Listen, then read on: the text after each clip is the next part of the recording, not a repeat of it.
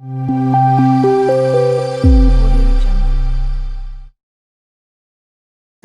बच्चों, ये हमारा गर्भ शारीर का पार्ट 2 वीडियो है। इसमें हम गर्भ शारीर के रिमेनिंग एस्पेक्ट्स जो बचे हुए हैं वो हम स्टडी करेंगे। जैसे आपने देखा था कि हमारे पार्ट 1 की video, if you haven't watch that video so do check out that video, क्योंकि वो वीडियो हमारे चैनल पर अवेलेबल है गर्भ शारीर की पार्ट 1 की, जिसमें हमने जो बस एक LAQ कवर किया था और 3 SAQ कवर किए थे। इस वीडियो में ट्यूली पूछा जाता है वो पढ़ेंगे बहुत इजीली ट्रिक्स के सहारे। बच्चा ऐसे ट्रिक्स आपको कहीं नहीं मिलेंगे, ये ट्रिक्स सेल्फ मेड है बच्चों। ओके, फिर उसके बाद गर्भवृद्धि का भाव देखेंगे क्या होते हैं क्या नहीं। ओके, और फिर उसके बाद मासानुमासी गर्भवृद्धि कब देखेंगे, क्योंकि ये क्वेश्चन बहुत टाइम्स पूछा जाता है, मल्टीपल टाइम्स आस्क्ड है। ओके, शुरुआत इसी क्वेश्चन से करेंगे। ओके, तो बिना किसी देर के we are starting this lecture. चलिए ओके बच्चों, और एक बात इम्पॉर्टेंट कि इम्पॉर्टेंट एक्सपेक्टेड में मिनी टेस्ट सीरीज़ के MCQ होंगे, तो इस मिनी टेस्ट सीरीज़ को बिल्कुल मिस मत करना। मैं एट द एंड वीडियो के एंड में बताऊंगा मिनी टेस्ट सीरीज़ कहाँ होती है, या फिर जो बच्चे हमारे चैनल से पहले भी जुड़े हुए हैं उन्हें पता है कि मिनी टेस्ट सीरीज़ कहाँ होती है। इससे लिए टेलीग्राम चैनल ज्वाइन कर लीजिए, वहाँ पर आपको रेगुलर अपडेट्स मिलती है। ओके बच्चे, now we are dealing with the first LAQ, that is of your मासानुमासिक गर्भवृद्धि। चलिए हम पहले मास से स्टार्ट करते हैं। आपको पता है, जैसे आपको एक जनरल आइडिया तो होगी ना कि मासानुमासिक गर्भवृद्धि कम सीखने के लिए हम 9 मास के वृद्धि कम सीखेंगे। मतलब गर्भ जो होता है वो 1 मास से 2 मास तक, 2 मास से 3 मास, 3 से 4, 4 से 5, 6 सप्त, अष्ट और नव मास, मतलब ऐसे बढ़ता जाता है। और हम उस मास में, उस गर्भ में क्या क्या लक्षण मिलते हैं, उस मास में, उस गर्भ में क्या क्या लक्षण की वृद्धि होती है, क्या क्या कुछ नए एस्पेक्ट्स आते हैं, वो सारे स्टडी करेंगे श्लोक के अकॉर्डिंग। ठीक है, तो चलिए हम स्टार्ट करते हैं विद अवर प्रथम मास से, पहला मास। सो पहले मास का श्लोक क्या बोलता है? पहले मास का श्लोक ये कहता है कि प्रथमये मासी मतलब मेरे साथ आप श्लोक बोलते जाइए। मैंने आपके लिए श्लोक याद किए फिर से और उस श्लोक को साथ में लिख रहा हूँ। ठीक है, सो मेरे साथ बोलते जाइए, सुनते जाइए। प्रथमये मासी कललम जायते।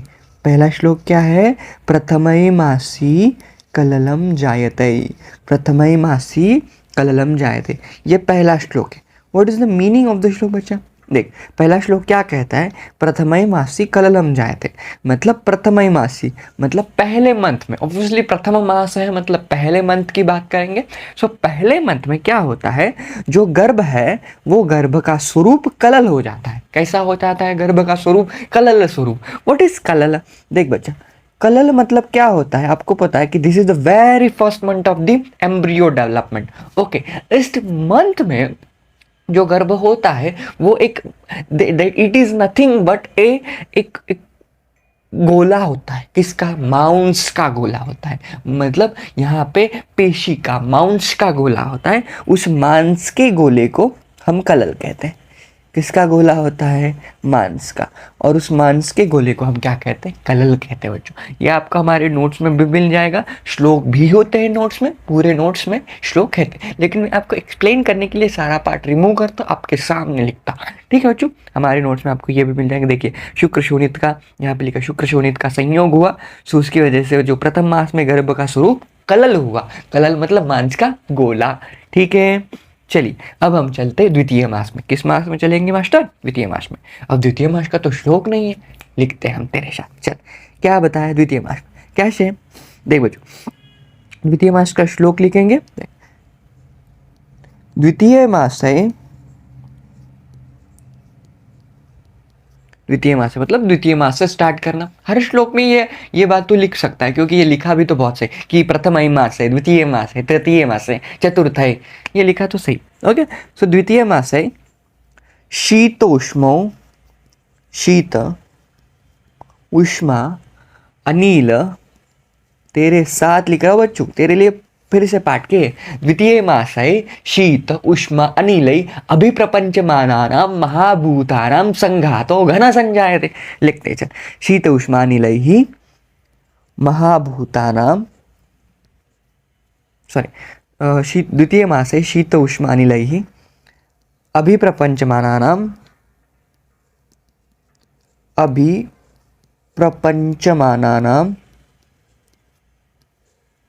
महाभूतानां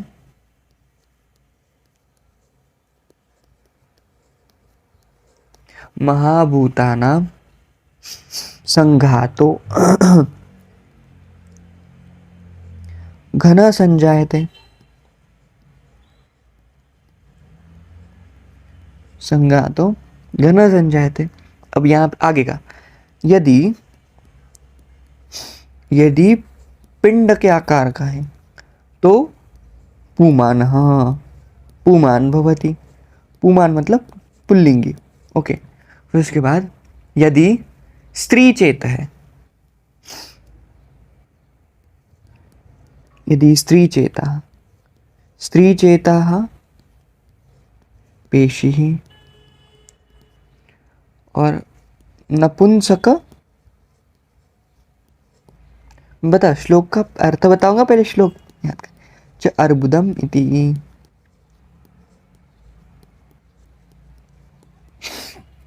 ओके बच्चों, ये श्लोक तेरे को याद करना है। मासानुमासिक गर्भवृद्धि क्रम में श्लोक याद करने ही है, उनको रिसाइट कर ले।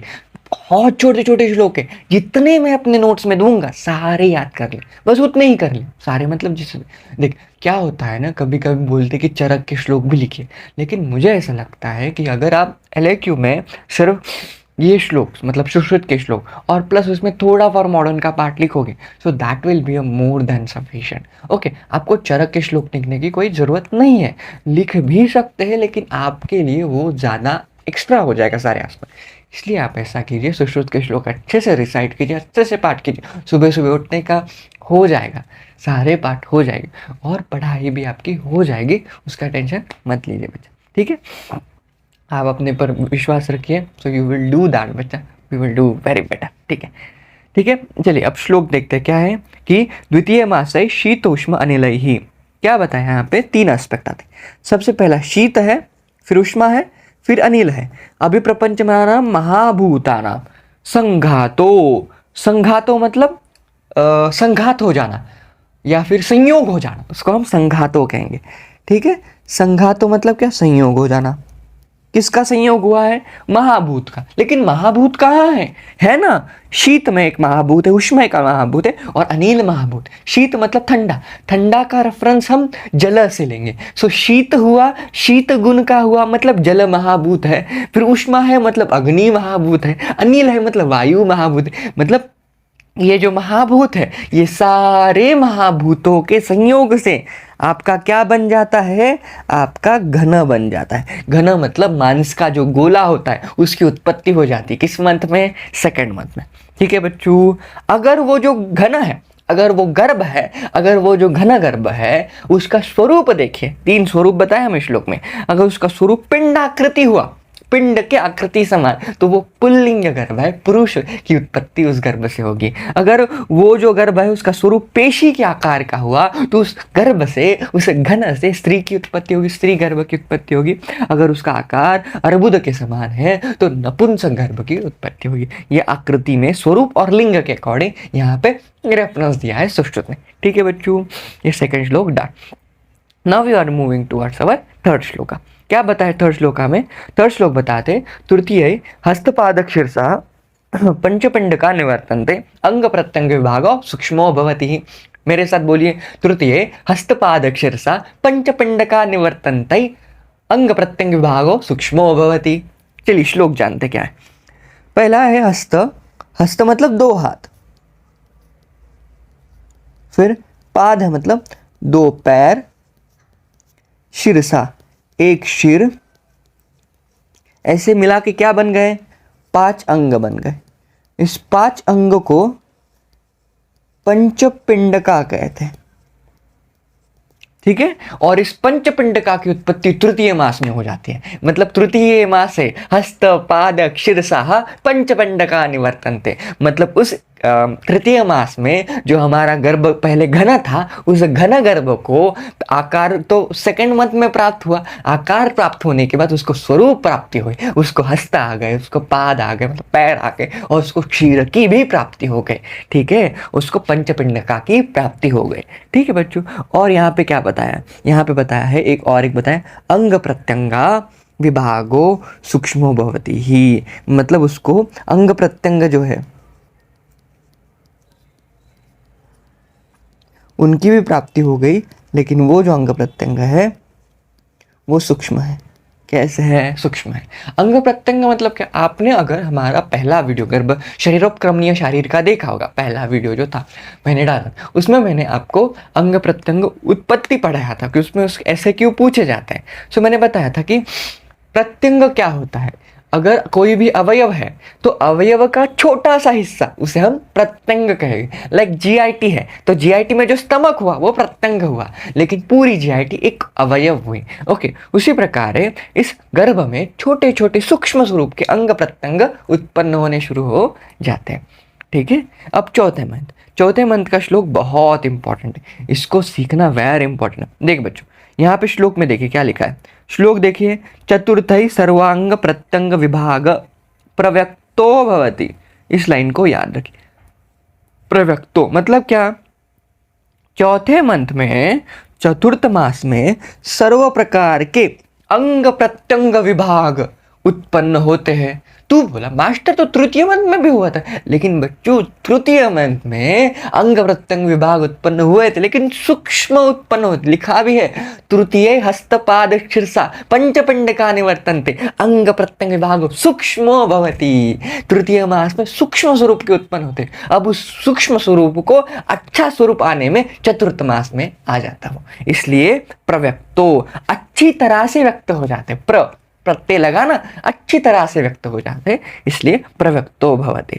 और क्या एस्पेक्ट बताया है चतुर्थ मास में, गर्भ का जो हृदय है, देखिए गर्भ हृदया प्रव्यक्ति भावात चेतना धातु अभिव्यक्तो, क्या है गर्भ हृदय, यहाँ पे लिखा है गर्भ का हृदय। किसका हृदय? ओके, गर्भ का जो हृदय है, देखिए जो गर्भ का हृदय है इसलिए गर्भो हृदय। गर्भ का हृदय प्रव्यक्ति भावात, गर्भ के हृदय में जो चेतना धातु है उसकी अभिव्यक्ति हो जाती। किसकी? चेतना धातु की अभिव्यक्ति।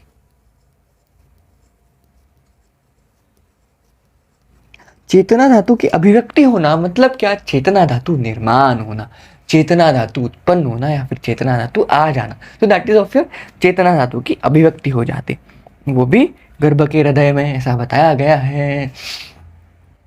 ठीक है, okay. Now the second aspect, अब ये लाइन देखिए, द्विहृदयाम च नारीम दौरदीम्निम। आपको पता है कि क्या होता है द्विहृदय नारीम दौरदीम आचक्षते।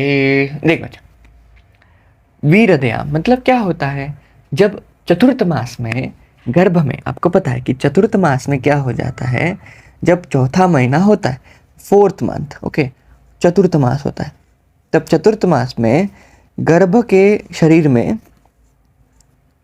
हृदय की उत्पत्ति हो जाती, बरोबर है कि नहीं? सबसे पहला ऐसा ऑर्गन है जो गर्भ में उत्पन्न होता है वो हृदय है, फिर बाकी के सारे ऑर्गन्स डेवलप होने स्टार्ट हो जाते हैं, लेकिन सबसे पहले चतुर्थ मास में गर्भ के शरीर में हृदय उत्पन्न होता, बरोबर कि नहीं? ओके, अब आपको पता है उस समय जो आपकी गर्भिणी स्त्री है, जो मतलब माता है, उस समय उस माता के शरीर में जो गर्भ है, इस गर्भ के शरीर में एक हृदय है, ठीक है, और माता के शरीर का भी एक हृदय, मतलब माता का एक हृदय और गर्भ का एक हृदय, ऐसे मिला के माता के शरीर में टोटल कितने हृदय की उत्पत्ति होती? 2 हृदय की। इसलिए उस चतुर्थ मास में माता को दौरदिनी कहा गया है। दौरदनी, दौ मतलब 2, हृदयनी मतलब हृदय, 2 हृदयों की प्राप्ति, इसलिए माता को दौरदिनी कहा गया। बहुत सुंदर बात है, कितनी बड़ी बात है, और कितनी ये बात हम सहजता से बोल जाते हैं, लेकिन इस बात में बहुत ज़्यादा तथ्य है कि एक ऐसे जीव को पैदा करना। और बात मतलब समझिए ना, आपकी माता को दौरिदिनी कहा गया है ना, क्योंकि उस समय में माता के शरीर में 2 हृदयों की उत्पत्ति होती है। उस समय माता के 9 महीने तक माता के शरीर में 2 हृदय की, वहां पे वो 2 हृदय चलता है। बहुत बड़ी बात है, ठीक है बच्चा। और इसलिए, और ऐसा इसलिए कहा जाता है ना कि इस समय में माता को जो भी खाने की पीने की जो भी इच्छा हो, वो इच्छा पूरी कर देनी चाहिए। क्योंकि अगर उसके जो सारे हट्ट है, सारे एस्पेक्ट है माता की, जो भी उसको खाना है, खट्टा मीठा वगैरह, सो जो भी खाने की आकांक्षा है, जो भी खाने की इच्छा है, वो अगर पूरी की जाए तो माता को जो गर्भ की प्राप्ति होती है, वो गर्भ बहुत ज़्यादा स्वस्थ होता है और विकारों से रहित होता है। ऐसा भी लिखा है, ठीक है। ये भी हमारे संहिता में मिलता है, ठीक है। दौरत में इच्छा पूर्ति करनी चाहिए, उससे जो संतान होती है वो स्वस्थ और दीर्घायु होती है। उसके बाद हम पंचमे मास में चलते। पंचमे मास में सिर्फ छोटू सा श्लोक है, पंचमे मन प्रतिबद्धतरम भवति।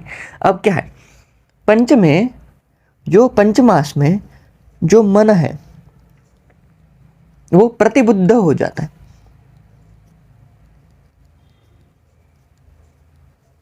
प्रतिबुद्ध मतलब सचेतस, मतलब चेतना, मतलब चेतना के साथ।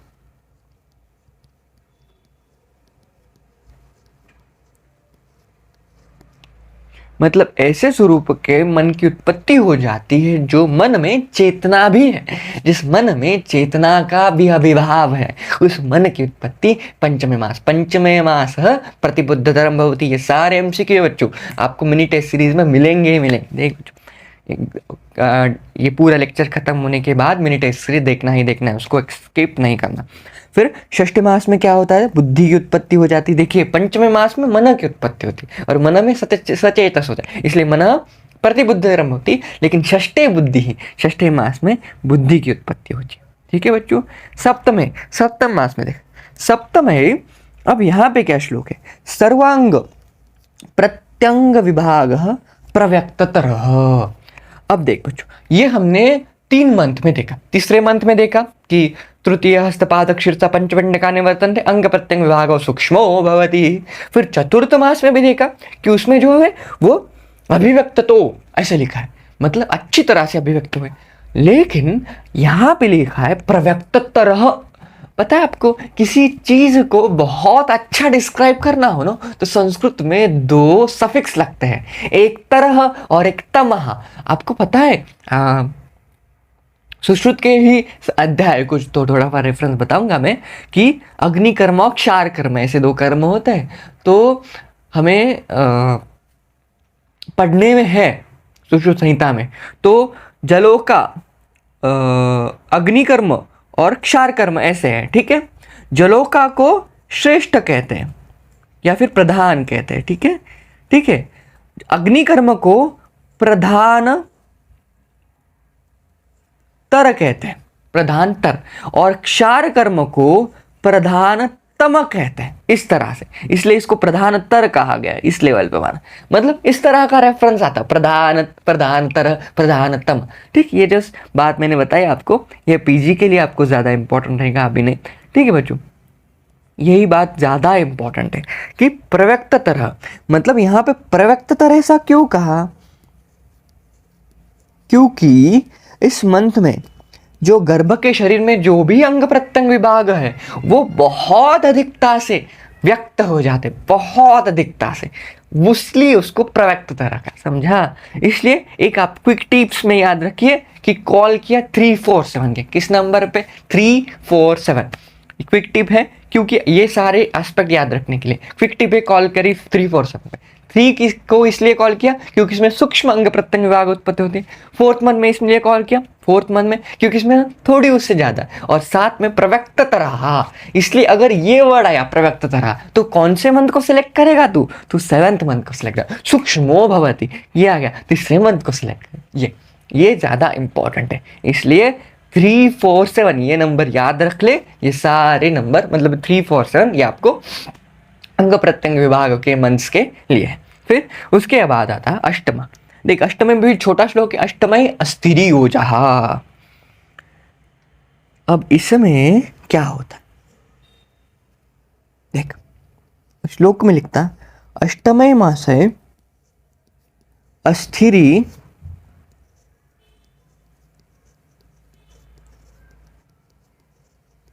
भवती ओजः।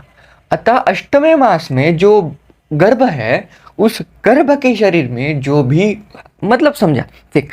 फॉर एग्जाम्पल अब अगर कोई गर्भ है, कोई माता है, ठीक है, अब गर्भिणी है और उसका जो ये गर्भ है, अब ये गर्भ की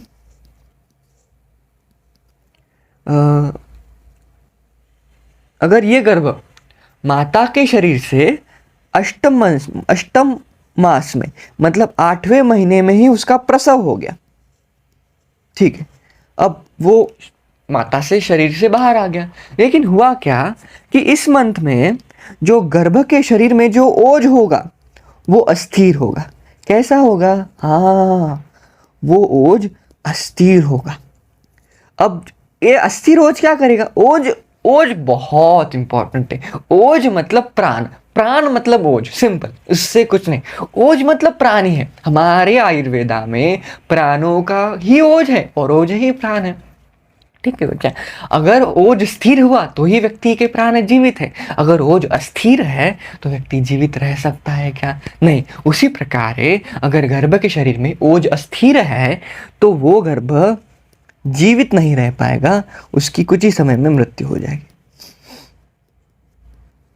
ठीक है। तो यही अष्टम मास के बारे में लिखा है। वेरी इंपॉर्टेंट एस्पेक्ट है कि अष्टमय अस्थिरी ऊर्जा, भूलना नहीं है। कैसे याद रखेगा? अ फॉर अष्टमय, अ फॉर अस्थिरी, ऐसे याद रख। अष्टमय मास है, अस्थिरी ऊर्जा, ठीक है। सिंपल एस्पेक्ट, ज़्यादा कुछ किचकट नहीं। लास्ट में है नवम मासा। देख ये इस श्लोक में आपको बताते हैं कि किस मास में प्रसव बहुत अच्छा है और किस मास में अगर प्रसव हुआ तो वो विकार की उत्पत्ति करता है। जैसे मैंने अष्टम मास में बताया। देखिए बच्चा, सिर्फ 4 ही ऐसे मास हैं जिसमें गर्भ उत्पन्न हुआ तो वो स्वाभाविक प्रसव है, या फिर वो गर्भ बहुत ज़्यादा प्राकृत होगा, विकार रहित होगा, कोई भी विकार उसको ग्रसित नहीं होगा, वो गर्भ बहुत ज़्यादा प्राकृत होगा। नवम मास है, दशम मास है, 11 मास है और एकादश मास और द्वादश मास। इन चारों मास में अगर प्रसव हुआ, देख, नव दश एकादश द्वादशानि अन्यम तस्मीन जायते, मतलब इन 4 मास में अगर गर्भ की उत्पत्ति हुई तो वो प्रसव स्वाभाविक प्रसव है। लेकिन यहाँ पे लिखा भी है अन्यत अस्मिन,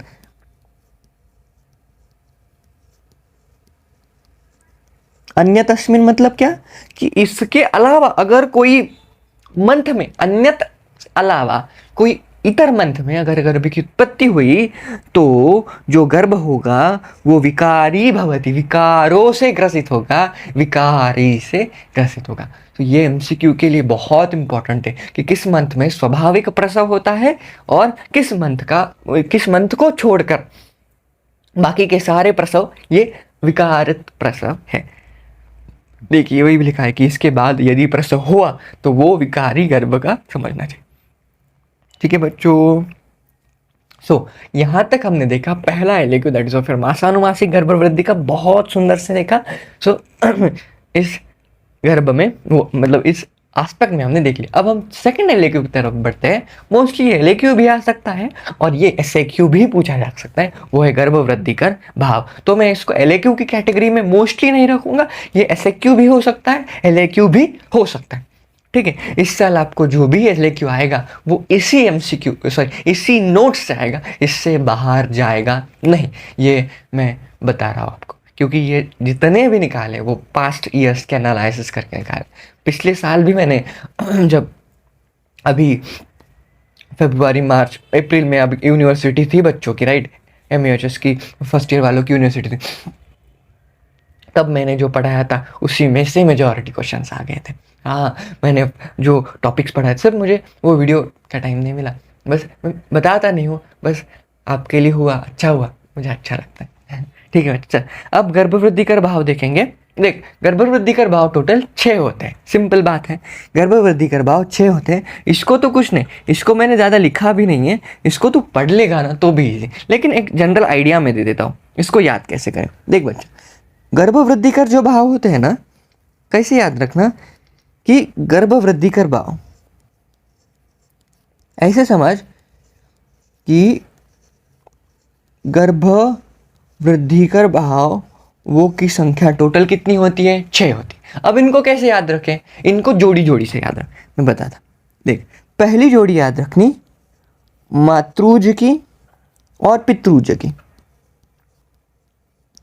पहली कौन सी, मातृज की, पितृज की। फिर जोड़ी याद रखना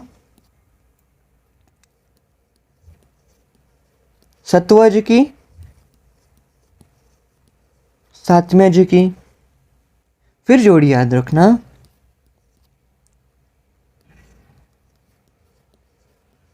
आत्मज की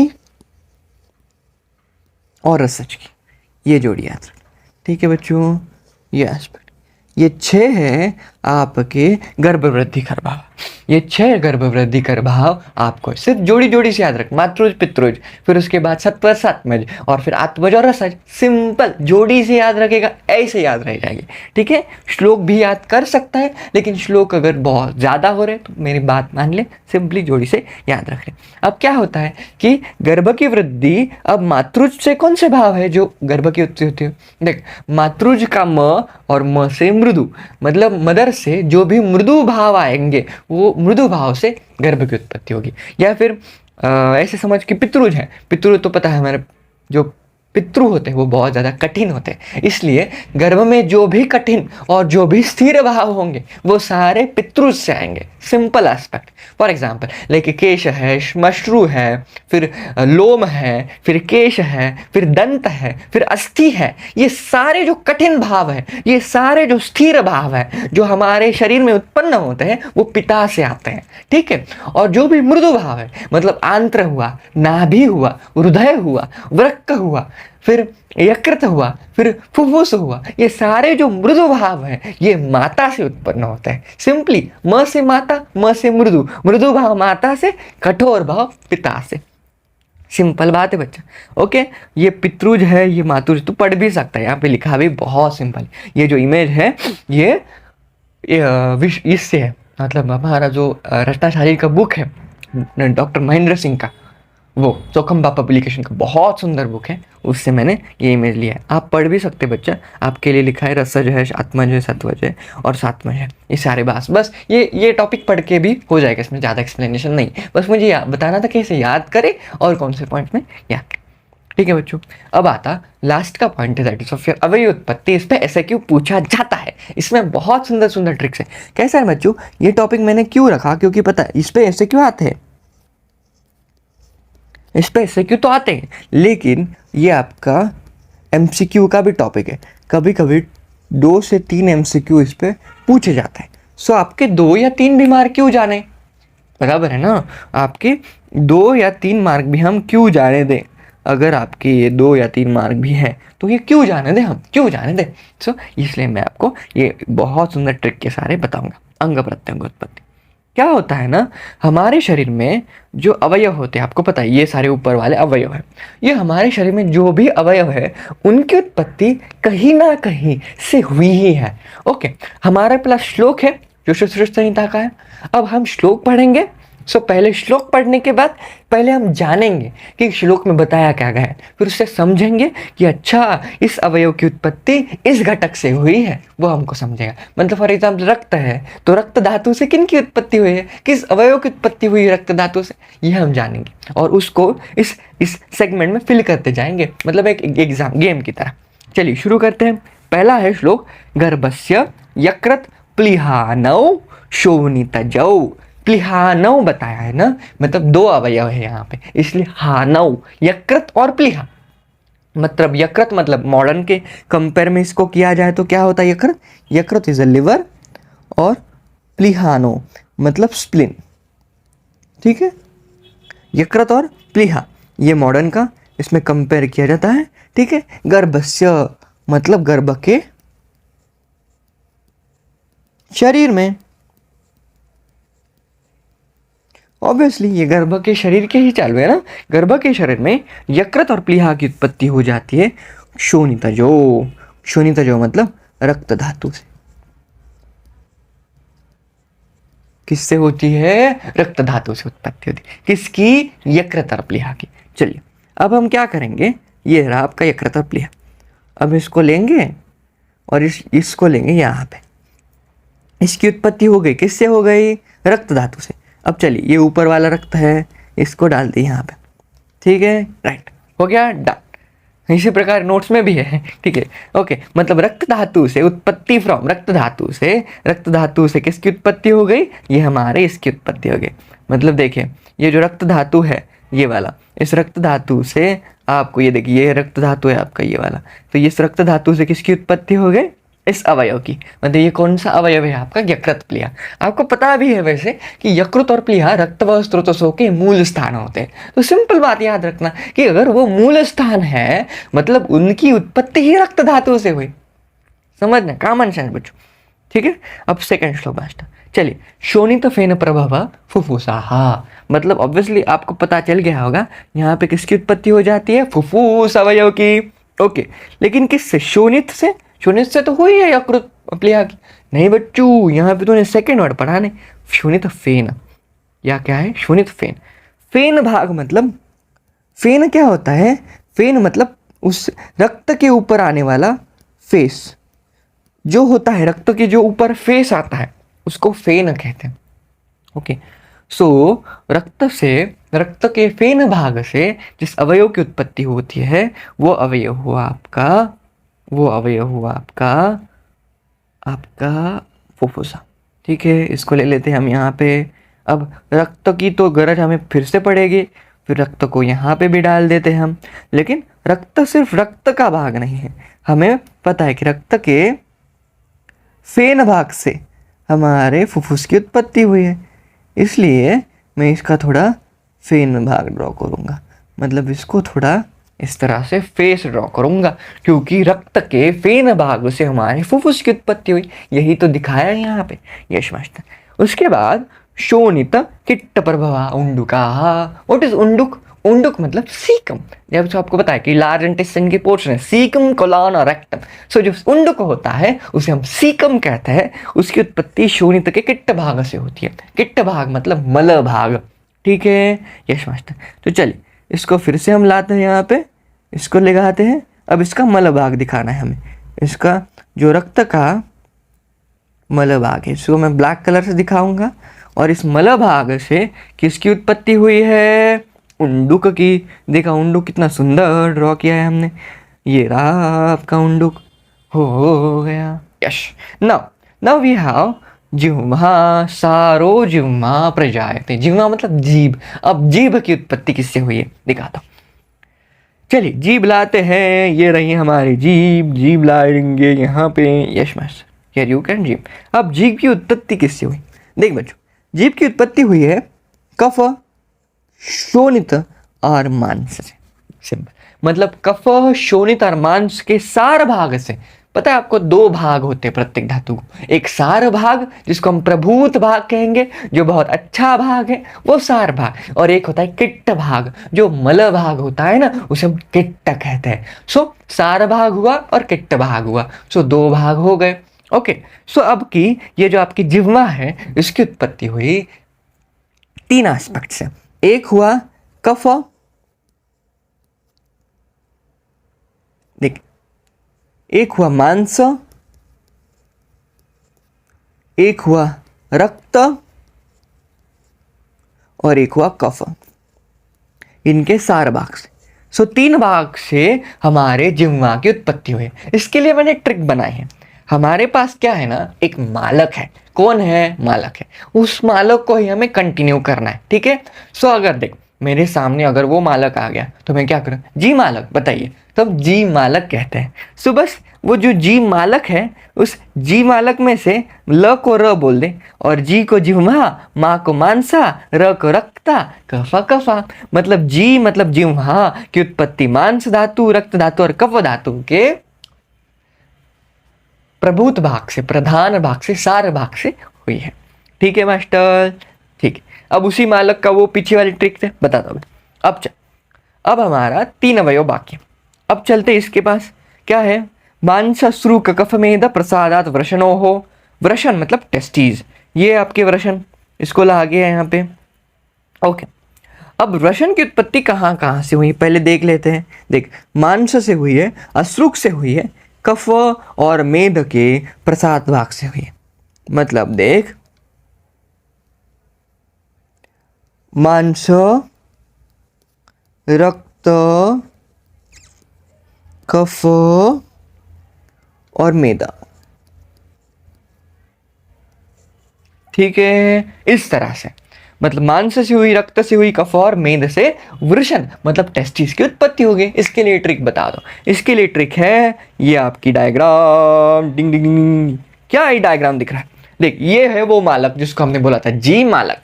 ओके, हमें ये मालक बिल्कुल पसंद नहीं है, तो हमें पता है हमें तो काम करना है इसके साथ, तो हमने बता दिया जी मालक, सो हमें कहते हैं। लेकिन ये बहुत खड़ूस मालक है, तो भगवान ने इसको सजा दे दी, तो हमें ये परेशान करता है, एम्प्लॉयज़ को परेशान करता है हमें। सो हम बता दें हम इसका काम करते हैं जी मालक, जिम्मा से, लेकिन ये एम्प्लॉयज़ को परेशान कर। तो भगवान ने उसे सजा दी कि बैल ने मालक को टक्कर मार दी और मालक मर गया।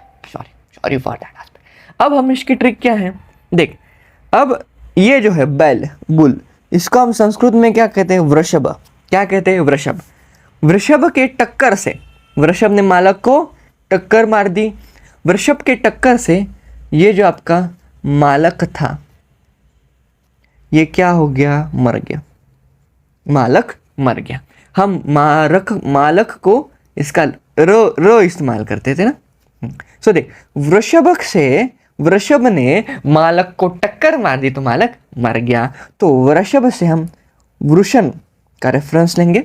मा से मांस, र से रक्ता, ख से कफा और मालक मर गया से मेद। समझा? कितनी सुंदर ट्रिक है। सिंपल ट्रिक है कि वृषभ ने मालक को टक्कर मार दी और मालक मर गया। ठीक है, बस ल का र करना भूलना नहीं बच्चों। यही ट्रिक यहाँ पे भी लिखी है बच्चों। समझा? यस। बता कैसी लगी trick? Do let me know in the comment section बच्चों। Okay, now let's move to the heart. Okay बच्चों, देख, हार्ट की उत्पत्ति जो हुई है वो रक्त और कफ के प्रसाद भाग से हुई है। जिसमें बताया था कि प्रसाद भाग और किट्ट भाग, 2 भाग होते हैं। किससे? एक हुआ रक्त का और एक कफ का। हमें लगता है कि हृदय की उत्पत्ति तो सिर्फ रक्त से ही हुई है। नहीं, कफ का भी प्रसाद भाग कंट्रीब्यूट होता है, ये बात भूलनी नहीं। इसके लिए ट्रिक बताइए कि हृदय को तो सिर्फ रक्त ही काफी। ऑब्वियसली हम ऐसे कहते हैं ना कि हृदय में तो सिर्फ रक्त ही है, इसलिए हृदय को तो सिर्फ रक्त ही काफी। रक्त से रक्त और काफी से लेके कफ, इसलिए रक्त और कफ के प्रसाद भाग से हम हृदय की उत्पत्ति कराएंगे। और लास्ट बचा हमारा वृक्क। वृक्क मतलब किडनी। अब किडनी को याद रखना है कि किसकी उत्पत्ति कहाँ से हुई? रक्त और मेद के प्रसाद भाग से हमारे किडनी की उत्पत्ति हुई। किससे? रक्त